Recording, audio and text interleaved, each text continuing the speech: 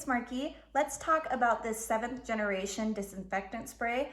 I have been using this for a long time now. It's my absolute favorite disinfectant spray. It does kill 99.9% of germs and bacteria and viruses, including the cold and flu viruses. If you have kids especially, you know how it is, trying to keep them from getting sick. This has been so amazing.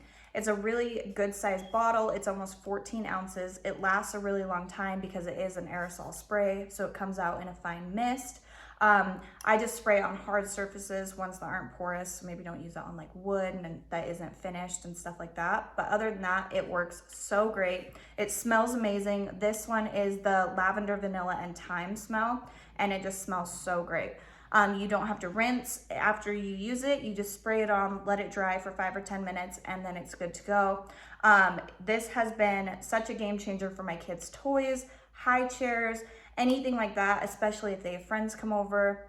If you maybe work in a daycare or you have a daycare in your home, this would be absolutely essential in my opinion. I just think it has been so great. It doesn't have a harsh smell. It doesn't make it feel like you're breathing in something that you shouldn't be.